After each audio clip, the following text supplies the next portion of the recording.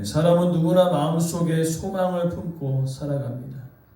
우리 가정이 좀 더 평안했으면 좋겠다. 자녀들이 바른 길을 걸어갔으면 좋겠다. 몸이 건강했으면 좋겠다. 경제적으로 조금 숨통이 튀었으면 좋겠다. 신앙생활도 흔들리지 않고 믿음으로 끝까지 갔으면 좋겠다. 이런 마음들이 우리 마음속에 있는 것이지. 근데 그러한 기도 제목들이 있음에도 불구하고 소망이 쉽게 이루어지지 않을 때, 기다림이 길어지면 마음이 지칩니다. 기도 응답이 늦어질 때에 낙심이 찾아옵니다. 내가 바라던 방향과 현실이 다르면 속상합니다. 열심히 살아도 삶이 풀리지 않으면요, 마음이 무너질 때가 있는 것이죠. 그래서 오늘 본문 12절 말씀은 우리에게 참으로 현실적인 이야기를 합니다. 소망이 더디 이루어지면 마음을 상하게 된다. 그러나 반대로 소원이 이루어지면 생명나무다. 소망이 더디어 이루어질 때 마음이 상하게 된다는 거죠. 기분이 조금 나쁘다라는 의미가 아니라 마음이 병들어 버린다는 뜻입니다. 오래 기다리다 보면 마음에 힘이 빠지고요, 믿음도 약해지고 삶의 태도도 무너질 수 있다라는 것이죠. 그러나 오늘 우리에게 하나님은 중요한 지혜를 가르쳐 주십니다. 참된 소망은요, 아무렇게나 이루어지는 것이 아니라는 것이죠. 하나님의 말씀을 경외하고 지혜로운 교훈을 붙들고 바른 길을 선택하는 삶 속에서 그것을 이루어진다라고 얘기합니다. 그러나 우리는 어떻습니까? 결과를 빨리 보고자 하는 마음들이 있어서 그 소망을 더디 이루어질 때 마음이 병들어 버리는 거죠. 그런 하나님은요, 그 소망을 이루어지는 그 과정 가운데 우리를 다듬으시고 빚어가시기 때문에 시간이 좀 더디 걸릴 수 있다라는 것이죠. 그래서 오늘 본문의 메시지는 참된 소망을 이뤄가는 그 과정 가운데 어떻게 우리는 지혜롭게 그 삶 가운데 그 소망의 말씀을 붙들고 믿음으로 살아갈 것인가, 그것을 함께 나누기를 원합니다. 첫 번째 참된 소망은요, 하나님의 말씀을 존중하는 삶에서부터 시작되어집니다. 소망을 이야기하다가 오늘 본문의 메시지는요, 말씀에 대한 태도를 이어서 이야기한다는 거죠. 13절 말씀에 소망을 이야기하고 갑자기 말씀을 대하는 태도에 대해 얘기합니다. 즉, 우리의 소망이 바르게 이루어지기 위해서는요, 말씀 위에 우리의 소망이 세워져야 된다는 것을 이야기하고 있는 것입니다.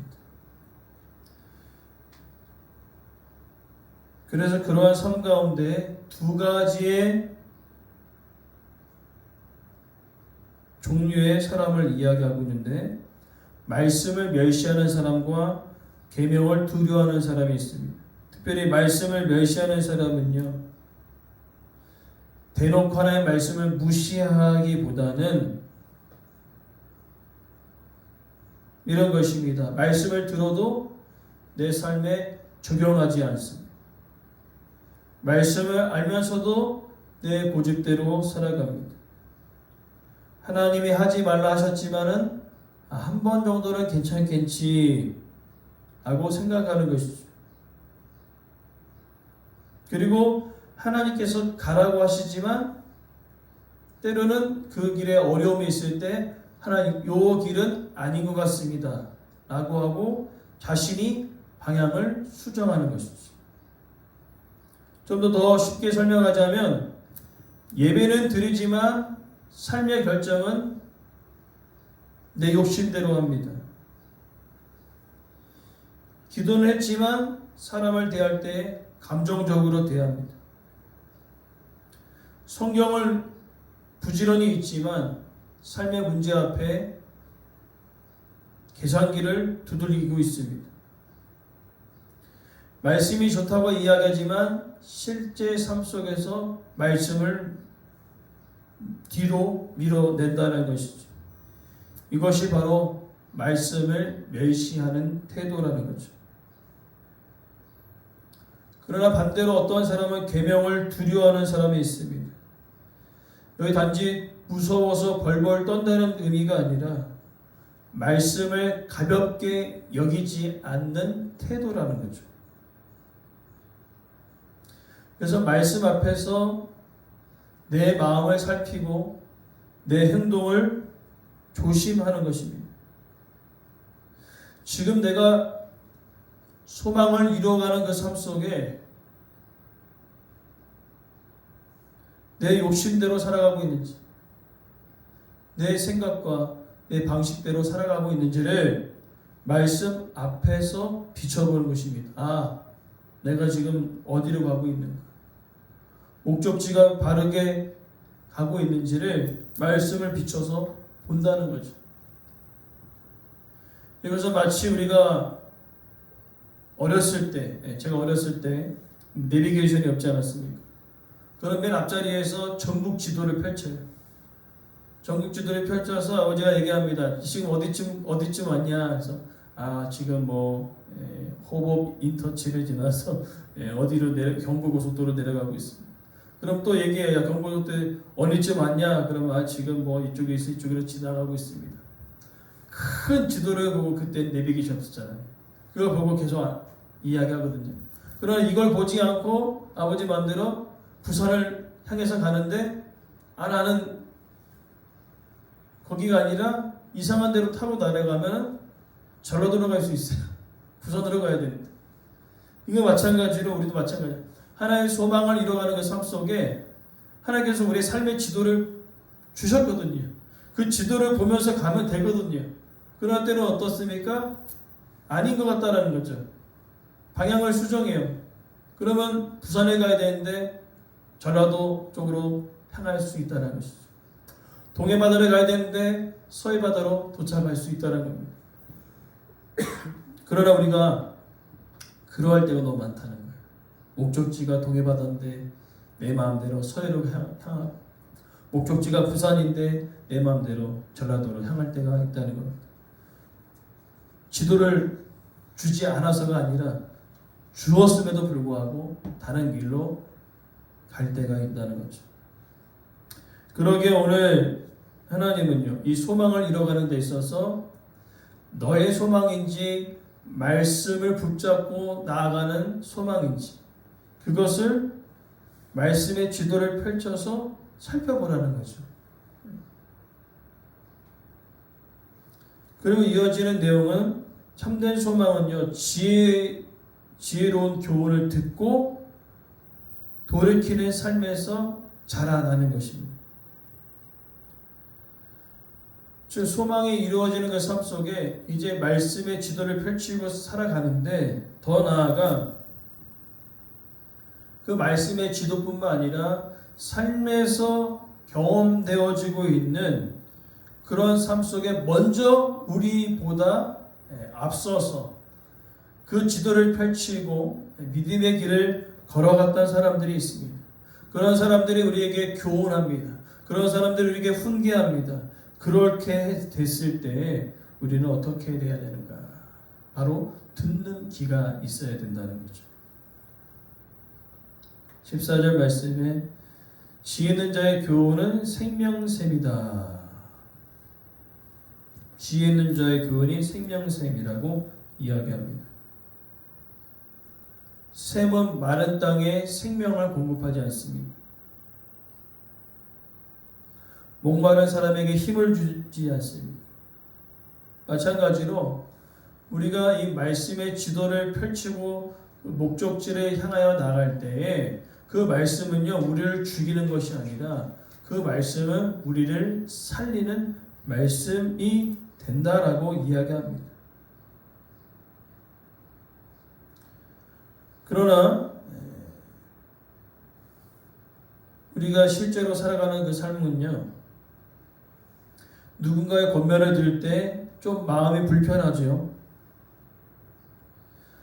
또 누군가 이야기할 때 자존심이 상하죠. 그때 어떻습니까? 마음의 문이 닫히죠. 먼저 그 길을 걸어갔던 그 사람들이 삶에서 뭐 어르신들이나 아니면 믿음의 선배들이 내가 먼저 경험해 봤더니 사람마다 다 다르지만 비슷한 부분들은 있지 않습니까? 그 부분에 대해서 권면할 때 닫아버리는 거죠.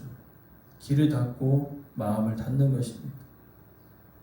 이거는 뭐 멀리 갈 것도 없죠.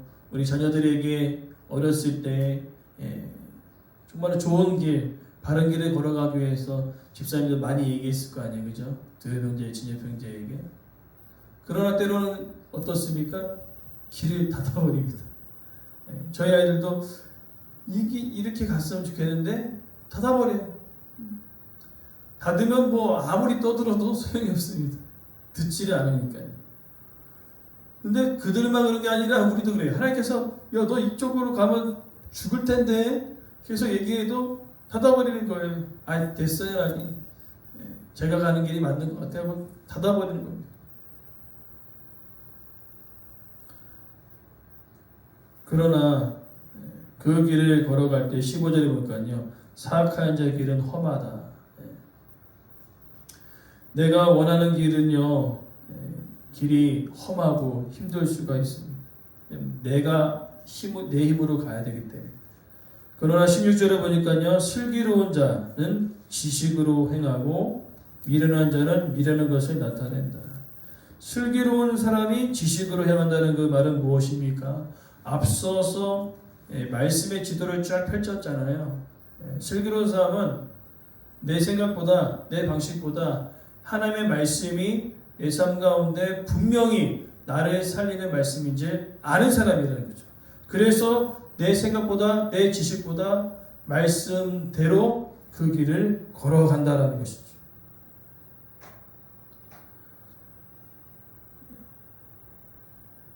그런 일들이 우리 가운데 나타나야 된다는 겁니다. 그래서 17절에 보니까요, 충성된 사실은 양약이 된다. 충성된 사실, 즉 충성된 사람, 말씀의 지도를 펼치고 말씀대로 살아가는 그 사람들에게는 양약이 됩니다. 무엇입니까?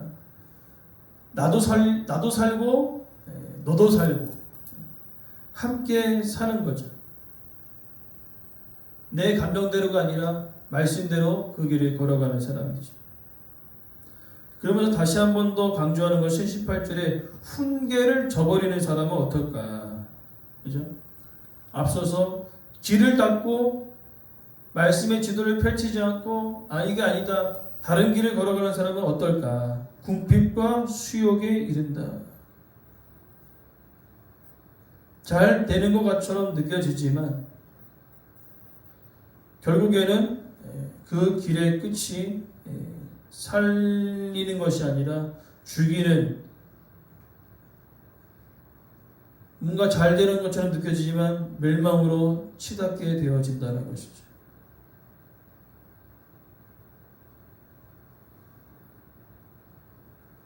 그러하기 때문에 오늘 하나님께서 우리가 소망을 이루어가는 그 모든 과정 속에 다른 길로 걸어갈 때에 우리에게 누군가 훈계를 해준다면, 말씀을 통해서 우리 가운데 깨닫게 해주신다면요, 이거는 하나님께서 우리를 포기하지 아니하신다는 말씀이라는 겁니다.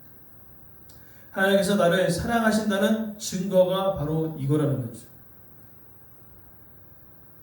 내가 앞서서 말씀드렸습니다. 책망받을 때 기분 좋은 사람 단 한 명도 없습니다. 누가 권면해지고 훈계할 때 기분 좋게 받아들인 사람은 있을까요? 거의 없겠죠. 마음이 상하죠. 하지만 그때가 은혜의 시간이 될 수 있습니다. 우리의 연약함이, 우리의 죄가 드러나는 것은요, 망신이 아니라 회복으로 이끄시는 하나님의 은혜의 손길이라는 것이죠. 그것을 우리가 알아야 합니다. 말씀의 지도를 펼치고 그 소망을 이루어가는 그 모든 과정 속에 우리가 그 지도를 무시하고 때로는 갈 때에 하나님 우리를 사랑하시기 때문에 그 길에서 돌이키게 하신다는 거죠. 고난으로 어려움으로 삶의 환경을 통하여 돌이키게 하실 때 마음이 상하죠. 힘듭니다. 그러나 우리는 기억해야 합니다. 그것이 고난이 하나님의 사랑의 손길이라는 것을. 어려움이, 힘듦이, 무너짐이 하나님의 나를 포기하지 않고 사랑하신다는 또 다른 증거라는 것을 우리는 기억해야 될 줄 믿습니다. 왜냐하면요, 성경에서 가장 무서운 것은요, 로마서에 보니 하나님의 버려두심이에요. 인간의 봉선대로 네 마음대로 살아가라는 거죠. 그럼 어떻습니까? 우리 마음대로 살아가면요, 우리는 말씀의 지도를 펼치지 않습니다. 목적지를 이탈하는 거죠. 동해를 가야 되는데 서해 가 있고, 부산에 가야 되는데 땅끝 해남에 가 있는 것이죠. 그러기에 오늘 마지막 말씀은 참된 소망은요, 악을 떠나 바른 길을 선택할 때 이루어진다는 겁니다. 19절 말씀, 12절과 19절은요, 소망과 소원이라는 단어를 가지고 하나로 묶고 있습니다. 즉 12절부터 19절의 내용, 특별히 13절에서 18절의 내용이 딴 이야기처럼 느껴지지만 12절과 19절이 소원이라는 단어로 한데 묶여있는 한 가지의 본문이라는 거죠. 자, 그렇다면 이제 소원을 성취하기 위해서, 소원을 이루기 위해서 우리는 어떻게 해야 되는가? 마음이 달아도 미련한 자는 악에서 떠나기를 싫어한다. 소원을 성취할 때가 있는 거죠. 이제는 소망을 이루어가는 그 과정 가운데 있을 때 마음이 달다. 얼마나 기쁩니까? 오랜 시간 속에 드디어 결국에는 그 소망을 이루어질 때, 오랫동안 기도했던 문제가 해결되어질 때, 가족이 회복되어지고 바른 길을 걸어가 결국에는 최종 목적지에 도착했을 때 얼마나 기쁩니까? 그러나 거기가 아니라 목적지가 다르게 갔던 사람이 있죠. 미련한 사람. 악에서 떠나기를 싫어한다. 이게 무엇입니까? 여러 번 하나님께서 그 길이 잘못되었음을 알려주셨으나 뭐라고 얘기합니까? 악에서 떠나기 싫어한다. 이미 그 길을 걸어가는데 계속 하나님께서 이야기하시는 거죠. 이 길이 아니다. 이 길이 아니다. 계속 말씀하지만 떠날 생각이 없는 거죠. 이 목적지가 다르다는 것을 알기 위해서 하나님께서 계속 여기 아니야. 여기 아니야. 마치 내비게이션처럼 경로를 이탈하였습니다. 경로를 이탈했습니다. 경로를 이탈했습니다. 계속 얘기하지만 아니라는 거예요. 내 길이 맞다라는 거죠. 끝까지 고집합니다. 내 생각과 내 방법대로 갑니다. 근데 결국에는 목적지가 아니라는 거죠. 이러한 사람들이 얼마나 주변에 많은지 모릅니다. 그 길이 잘못된 길인지는 알고 있지만 때로는요, 남자들은 어저께 설교한 대로 쓸데없는 자존심 때문에 이 자존심이 내려앉으면 뭐 삶이 다 무너진 줄 알아요. 안 무너지거든요. 근데 이 자존심이 장난이 아니죠. 저도 자존심이 있고 다 자존심이 있지 않습니까? 근데 자존심 내려놓는다고 삶이 무너지진 않더라고요. 근데 그것을 때론 어떤 사람은 두려워합니다. 자존심이 내려지면 내 인생 전체가 무너지는 줄 알죠.